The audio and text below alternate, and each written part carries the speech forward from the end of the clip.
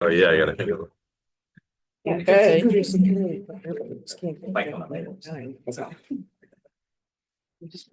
we go. Full house this morning. Good morning, everybody. Morning. Figure out where I am. I'd like to call the April meeting of the BLDC to order. You've got the minutes from February 27th in front of you.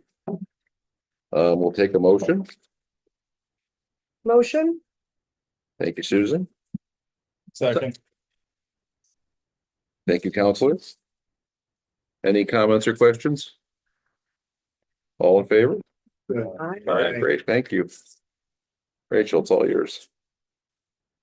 We've got two financial reports. We'll start with the February report. And we'll start on page 4 for the unrestricted, or sorry, for the restricted account. The end of month balance in restricted was $520,279.60. The following page, the receivables, no problems there. Nothing major going on in restricted. On page 6 for the UDEG account, the end of month balance in UDEG was $354,623.66. On the following page for the receivables, everybody paying right along who has been paying. I believe that Salisbury, this was his last payment and that he is paying. It's great. That one off the books. On page 8, for the unrestricted account, nothing major going on in unrestricted. Looks like we had some interest income and we had the admin fees for the SUNY Broome EAC contract come in. Let's see. For the Triad account, we have the SUNY Broome payment for EAC passed through that account. So that passes through our account and goes out for SUNY Broome for the EAC program. The Mudcat grant was recognized in the Mayor's Veterans Initiatives account on page 10 in February. And in the grant account on page 11, there was no activity. So at the end of February, the delinquency percentage of all loans not designated as non-performing was 0.23. On to March report for restricted on page 4. And the fund balance in restricted was $523,273.86. Law was a little bit late on their payment, but they caught up, so they're fine now. In UDEG, the end of month balance was $347,073.38. Nothing major going on in UDEG, just that one late payment from law, everybody else paying right along. And in the unrestricted, nothing major. Mayor's Veteran account, no activity. Client account. Yes, we have the typo. Payment. We had another payment. Oh, we had another payment. Yeah. Okay, so another payment will go out in April for them.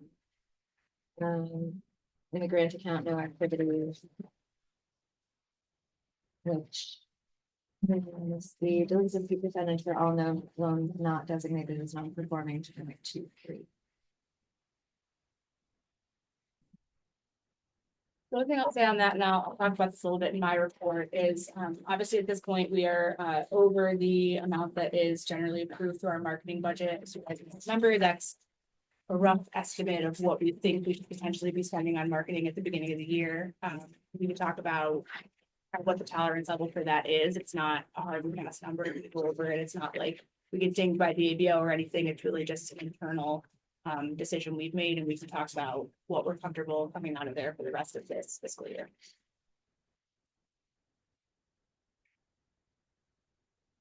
Any comments or questions? Thank you, Rachel, very much. I think we have the annual report. It's been distributed. Yeah, so I sent it out to everybody via email. I have a printed copy here and Bob has it up on the screen here. So just want to go through a couple of our success stories from this year, on page 4, the loans. We made just a couple of loans this year, but they were really really good loans. We did the L2 loan for their whole entire renovation of their historical property on Court Street. And this was from the 2023 like calendar year, but this fiscal year was the claw RL. And that's going great for them. They're great, and we expect to see some more wonderful things from them.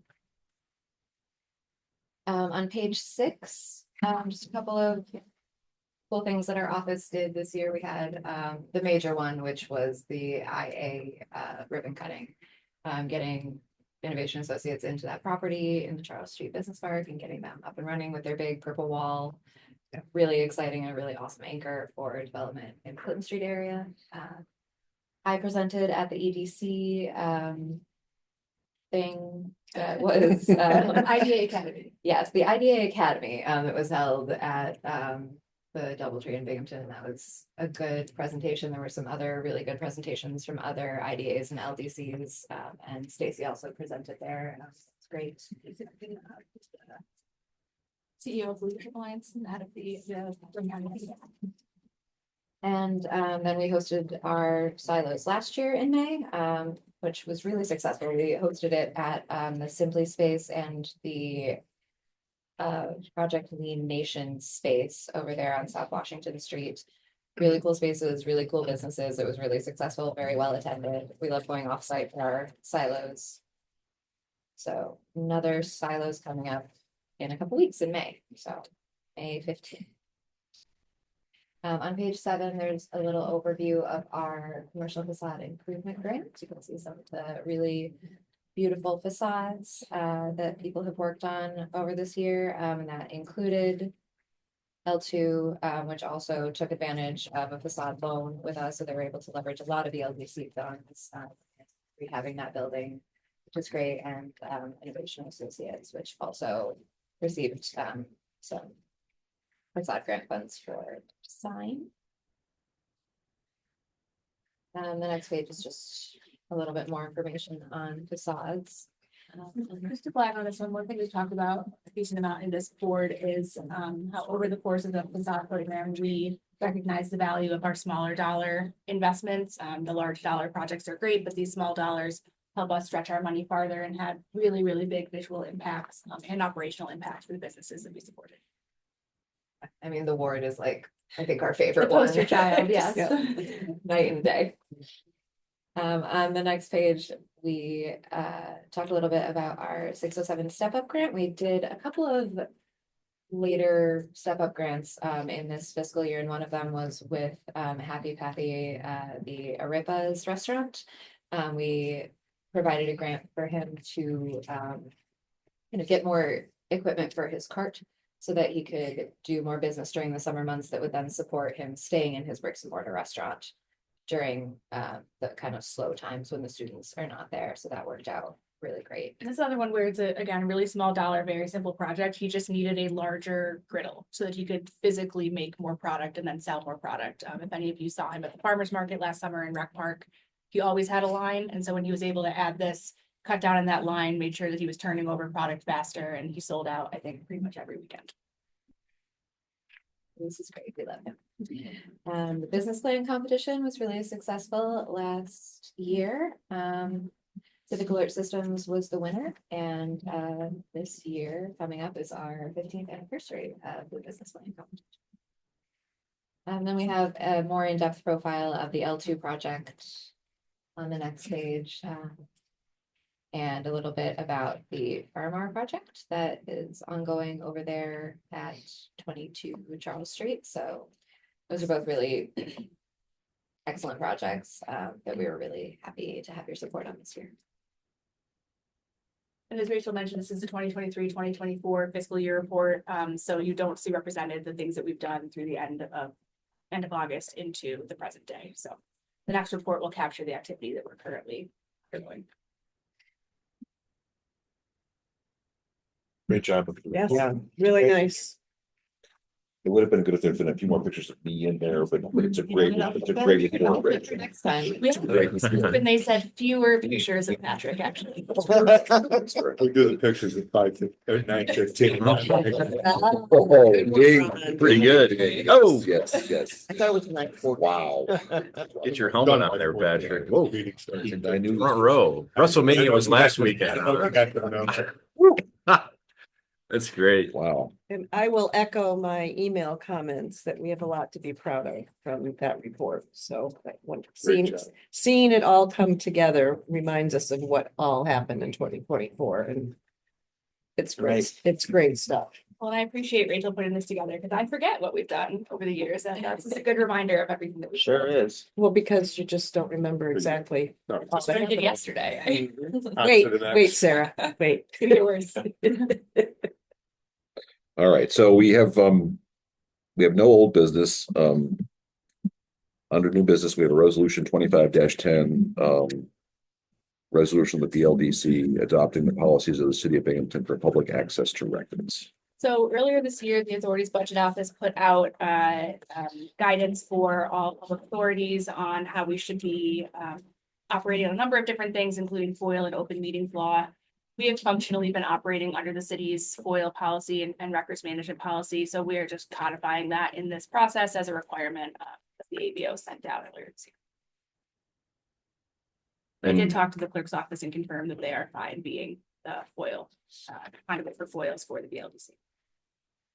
Clerk's office, but didn't it say that the economic development director would? Yeah, so the FOIL requests come into the clerk's office and then they bring them to me as and same as they would with economic development, and then determining whether we have the records needed. We work with Corporation Counsel on that.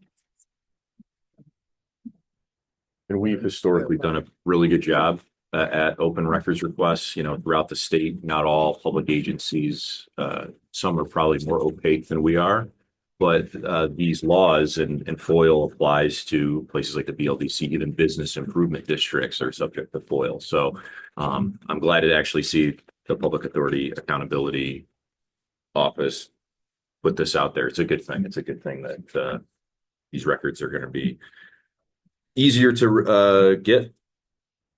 Even prior to this, we had a FOIL come into the BLDC just, I think, 2 months ago that we fulfilled. So functionally, nothing changes for us. Just now we're on the books. Can I have a motion? I'll make a motion. Thank you, Frank. Second. Thank you, Mr. Green. Any other comments, questions? Great. All in favor? Aye. Bye. Now we get to the best part of the meeting. Excuse me. The coffee. Second best. Mr. Mayor, you're on. Thank you. So, technically speaking, I don't think we've met as a board since the Clinton Street DRI announcement, right? Because March was canceled. I know a lot of you in this room were there. Incredibly exciting. 10 million for Clinton Street revitalization. That process has started very quickly. We've been meeting with Department of State officials, our consultants. Was it last week that we did a walk of the Clinton Street corridor with the consultants to just start mapping out areas of interest. The local planning committee will be meeting here shortly.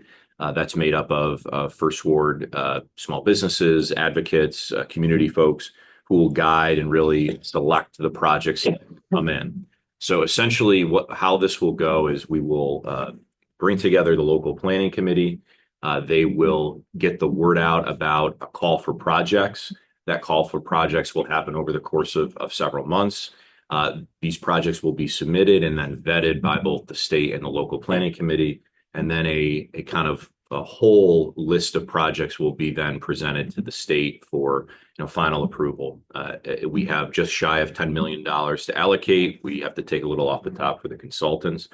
But I think already it's very clear that the city of Binghamton was positioned in a stronger way than some of the other DRI applicants because we did so much planning work ahead of time. A lot of the starting from scratch that other municipalities had to deal with the DRI. We're not going to have to do that. So we have a very clear vision about what we want for Clinton Street. We just need the projects and to get the money out the door. We will rely on members of the BLDC to help spread the word. This is something, and we're going to be talking at the local planning committee level about what exactly the match between state and private funds will be. But it can be up to 75% state, 25% local or private match. That's an incredibly aggressive and incredibly attractive balance. So if you're doing a $100,000 project, it's $75,000 paid for by the state. That's a really good deal. So we're going to be looking to the city to get maybe a slice of that for some infrastructure improvements. I think we've got a really diverse and effective local planning committee. And, we will really, I think, be one of the best DRIs that the state does. I'm really confident in that. Also on Clinton Street which was announced since our last meeting, was Jerry Willard's project, which the city is supporting. 38 units of new housing, new construction on Clinton Street, was awarded a 9% low-income housing tax credit by the state. That will be a key part of the Clinton Street revitalization. They're doing new builds on Clinton Street, former Isaac Andrew owned vacant lots that we're turning into affordable housing and new commercial development, as well as rehab of existing properties in the First Ward neighborhood. Jerry Willard has a great track record, and we're excited that we're turning, again, what was a albatross for the city, which was this Andrew portfolio, into new housing and supporting Clinton Street revitalization. Also, just a couple things on the horizon here in the short term. We've got streetscape improvements that will be beginning within the next month or two in our Deco Phase 2, which is the Downtown Arts District, which includes improvements to Henry Street and Washington Street downtown near the Forum, kind of Lost Dog area, new pedestrian improvements, street lights, etc.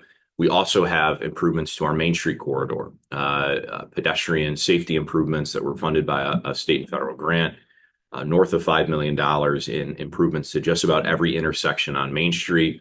And then we're working with the contractor to do a mill and pave on Main Street. So hopefully, in large part by the end of this year, most of Main Street, at least coming from downtown as far as we can go, will have new pavement, but more importantly, new pedestrian infrastructure to make it safe for all of the businesses and the people who walk on Main Street. These public investments in our commercial corridors is, I think, really important. Lastly, we've got the completion of the Water Street parking garage, aside from just some punch list items that continue, some other work that has to happen. 500 spaces newly available in downtown Binghamton. People are parking in it, and we're continuing to work on some technology that will allow us to show people where spots are available and on what floors. So you can look forward to that hopefully soon. And it's a great, well-designed garage. We've gotten a lot of compliments on it. Boscov's is thrilled with the design and the quality of it. And I won't steal any of Sarah's thunder if she wants to talk about Boscov's or New York Main Street, but there's a lot happening in economic development. So Sounds great. Yeah. So Jared, it's really a multiplier effect with that $10 million is kind of where you're going with it. So when you partner with other entities, it becomes larger than that.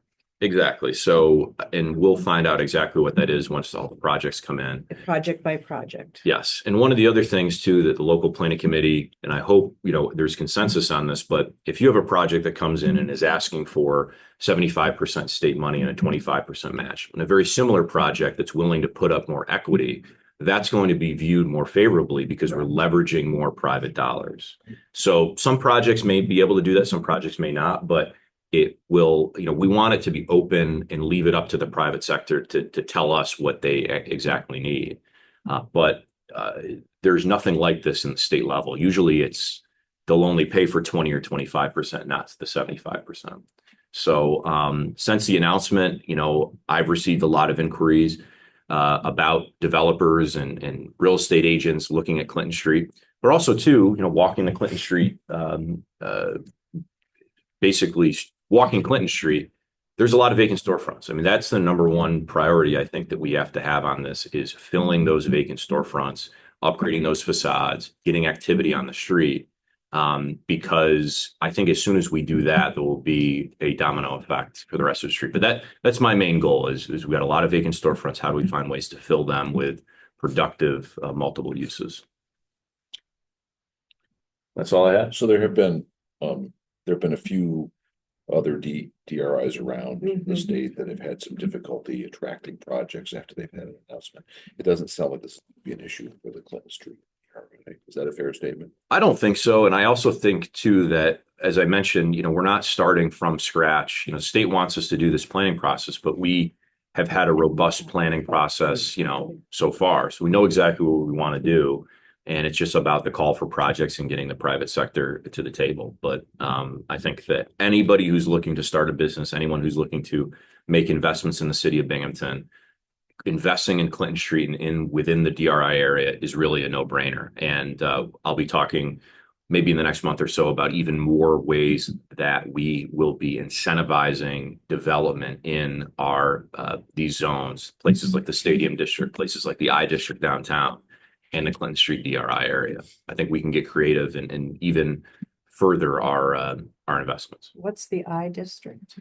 The I District was that's a good question, actually. The I District was a collaboration really with the state when the URI 500 million was allocated for the Southern Tier. 3 I districts in Binghamton, Johnson City, and Endicott were identified. It was basically just the urban core of those various municipalities. So the I District in Binghamton extends west to, I think, right over the river.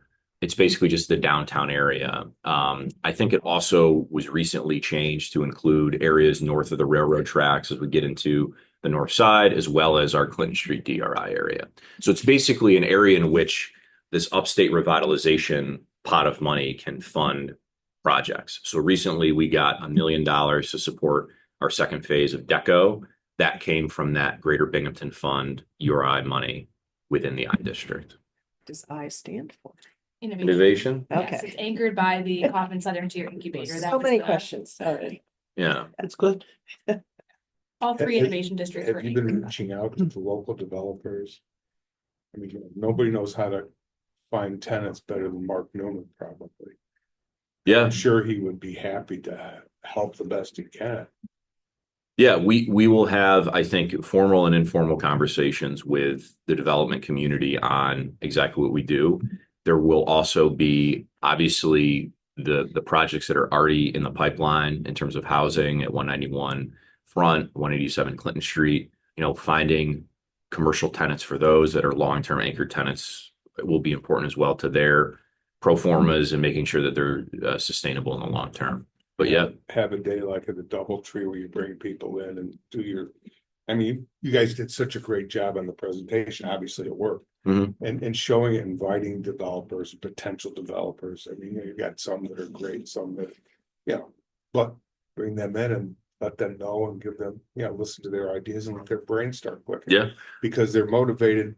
When 75% of a project is assisted, becomes a no-brainer for somebody that wants to invest. If you're choosing between Binghamton and another community and 75% can be paid for, it should be a no-brainer. I agree. I mean, and like I said, there's people like Mark Newman who's leased or rented to every company in the, viable company Yeah.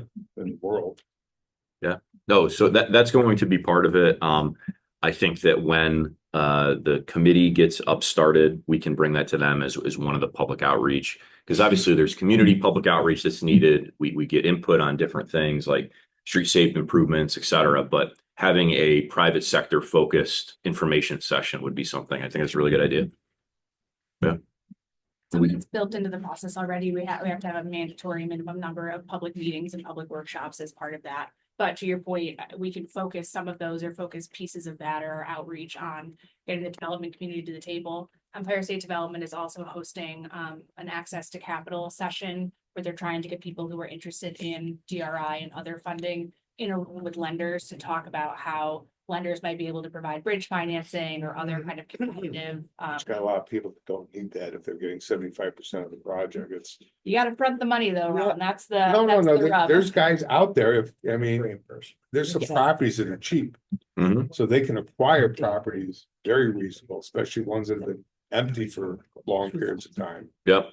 Because they have to invest in it, but And that's a key thing too, where having site control, and even if it's an option agreement on a property, will be contingent. You need that in order to get this DRI I funding. So understand. getting properties in the right hands, I think is going to be another thing on this. Where they don't wait years to do No, something. you just, Yeah. here's the guidelines. Exactly. You know, you gotta put X number of percent down and you have to Act within a project and certain you have to have timeframe. your architectural done and your code and this and that done by a certain period of time. Yeah. There's a lot of guys that are chomping at the bit, sitting on some money that wanna do this stuff. Yeah. And Clinton Street's fantastic for that. And there's little things on Clinton Street that are already in place that are fantastic, and then, you know, I don't know what Jerry Willard's project is it senior housing, low income housing, or? It's the scatter sites are affordable. The new build is, I think, closer to market rate, So workforce. it's a nice mix. It is, yes, it's a mix. The Well, that's good, diversity, they yeah, need restaurants, they need, you know, shops, they need. exactly. Where do people in the first ward do their banking? Where do they do their legal No, no. services? Yes, absolutely.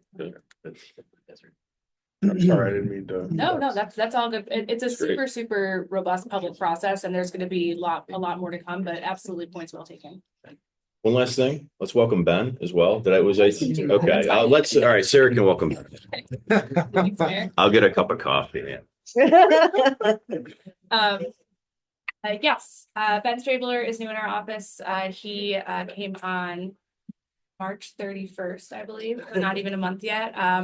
I have rarely in my life been so thrilled to be fully staffed. I have been throwing things at Ben like it is my job, mostly because it is my job. And he has really taken to my particular style of management, which I appreciate.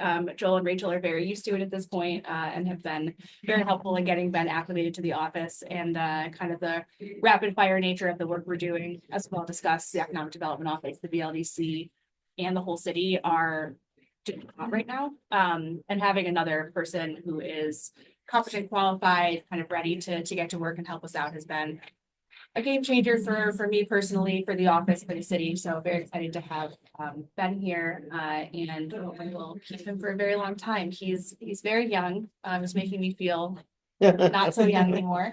But we very much appreciate his energy and his. Very young, Sarah. Okay. Well, ever compared to you, Ben. Thank you. Ben. Welcome, Ben. Thank you very much. Thanks, Ben. We're not as scary as we look sometimes. I'll jump into some other things. As the mayor mentioned, Boscov's, we were very excited to host the Boscov's team, their construction team, their leadership, Jim Boscov himself, here just a few weeks ago to formally kick off the construction project. We very recently, after about a year and a half, got our final contract with New York State that enables us to move forward with the $5 million. Very much a labor of love by both our team and the DASNY partners who are funding the project. So excited to get that started. As you guys may remember, we authorized LaChase to act as kind of a construction liaison. We don't have that construction expertise in-house to really be able to understand what the HVAC system specifically is and what might actually be necessary for that building as a BLDC asset. So having LaChase on board to help us do that has been instrumental. We are in conversations with them to potentially increase the scope of work.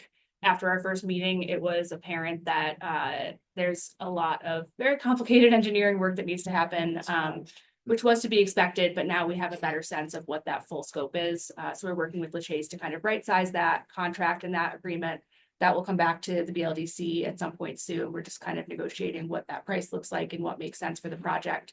But it certainly gives me peace of mind to know that there are qualified, competent experts in the room who can help act in the best interest of the BLDC. At the end of the day, Boscov's is our tenant, but we hold that asset long-term. So we need to make sure that the investments that are being made are to serve the tenant that's there, but also to serve the long-term interests of the BLDC, the City of Binghamton. As we've discussed, keeping Boscov's as that anchor tenant is crucially important to being able to make these investments. But at the end of the day, we don't know what's going to happen in 20, 50 years. And we need to make sure that that asset is able to be a long-term physical downtown anchor for us, as well as a retail tourism destination with Boscov's as the tenant. So excited to really get that project started over the next few months.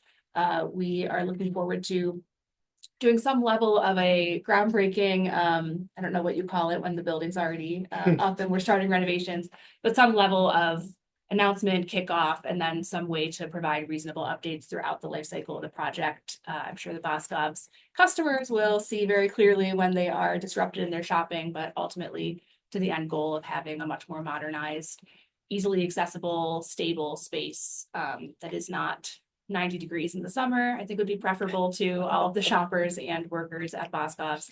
And to the mayor's point, they've been very happy with the parking garage to date. We are finalizing the walkway that will go between one of the upper levels of the parking garage directly into Boscov's, which I think is going to be really helpful, especially they have a lot of older customers who may have trouble traversing, especially in the winter. Having that direct access from the parking garage, I think is going to be really helpful. And they're excited to have that going as well. Any questions on Boscov's? And it's a big one we've been talking about for a long time. Yeah, Julia. The escalator? So the intention right now is to remove the escalator and replace it with a central elevator tower.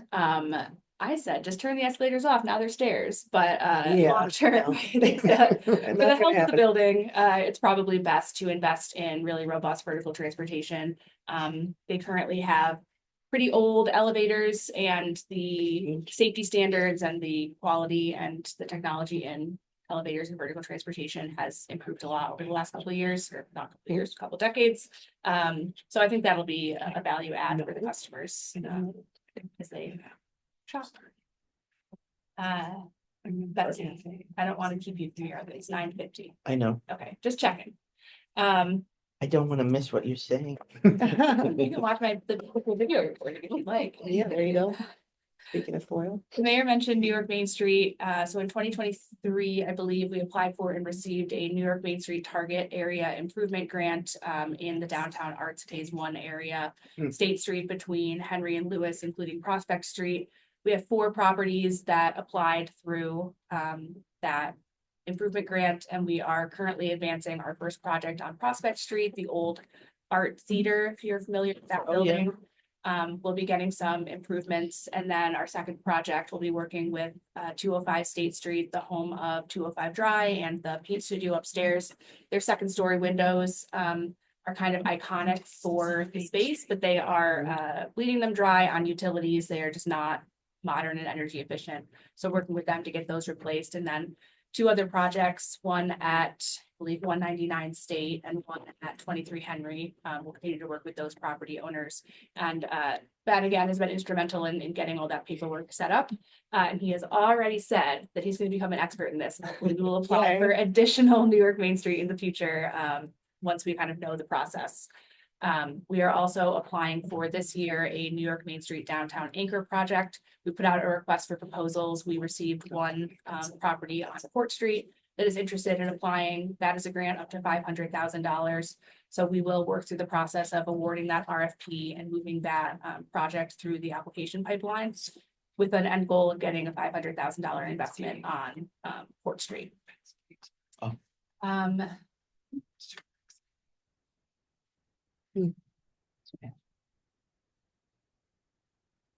The last thing I want to talk about as it relates to our marketing budget, last year, you guys were generous enough to support the purchase of Christmas lights downtown, snowflake lights that went up around the holiday season. Thank you very much to Ron for his advocacy for the downtown community, and those were extremely visually impactful. We got tons of compliments on them. If you were downtown at all last year, it was impossible to miss how bright and festive those were. Thank you, Betsy. Fine, thank you. But you also may have noticed that the adjacent wreaths that went up in comparison to the nice bright snowflake lights were looking quite dim and sad. So we have gotten a quote to simply restring them, keep the existing infrastructure and restring the lights with LEDs that match both the color and the brightness of the other lights that are there. That's something that we would like to bring to this board to have a conversation about potentially funding and furnishing those to the city of Binghamton.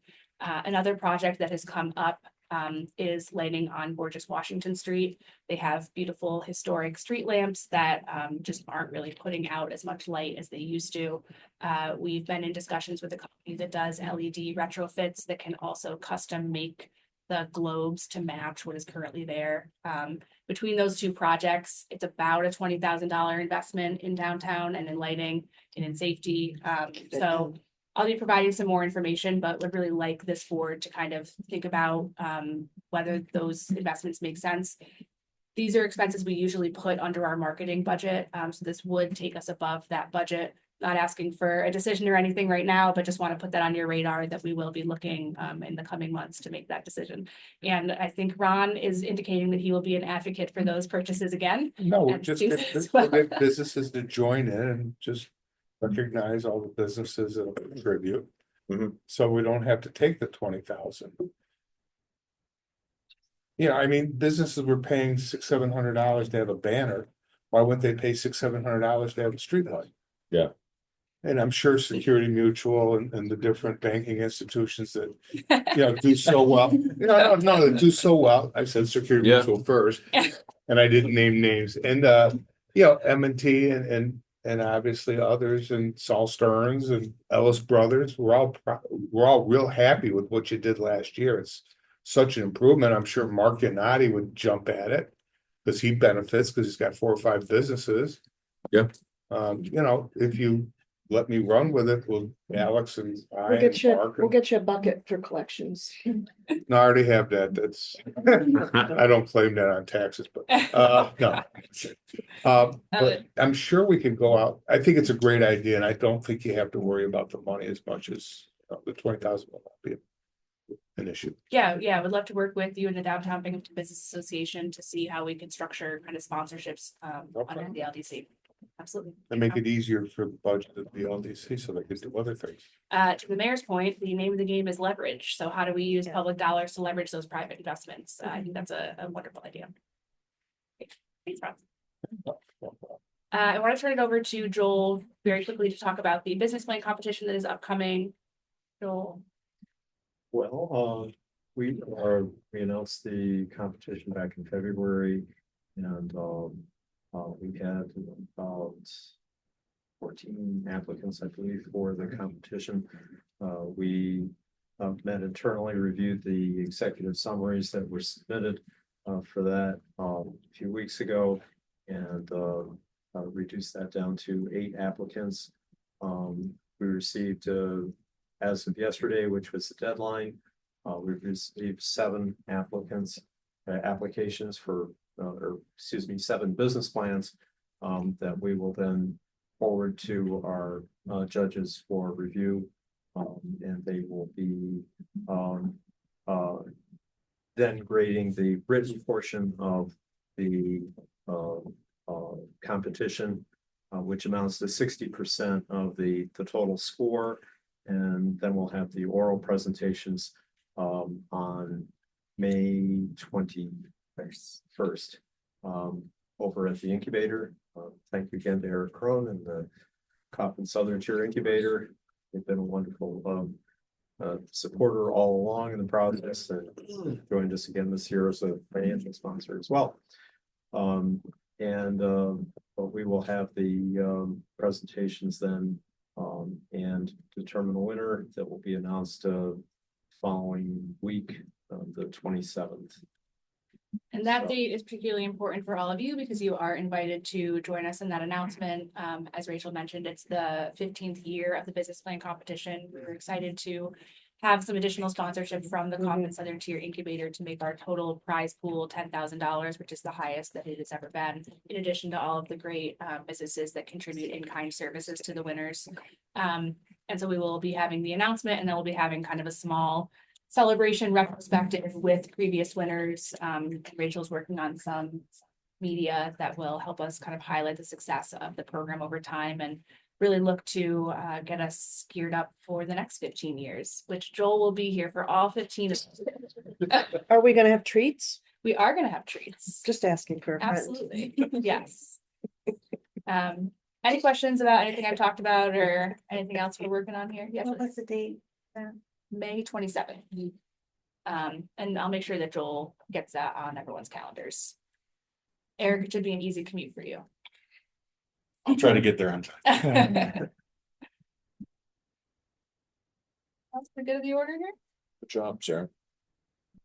Used the term robust several times. Yeah, it's I one of didn't my count, but it was several times. it's one of my favorites these days. I'll have a Well, new one in a it's couple exciting. weeks. A lot of exciting things happening. Anything else for the group? I will be pouring wine tonight at the Roberson Wine and Food Festival, so if anyone wants to come, I'll buy you a glass of champagne. If I was supposed to say that. Shingles. All right. You said bye. Fair Is that at Roberson? Or, okay. Is that the arena? Yeah, it was a disaster. Okay.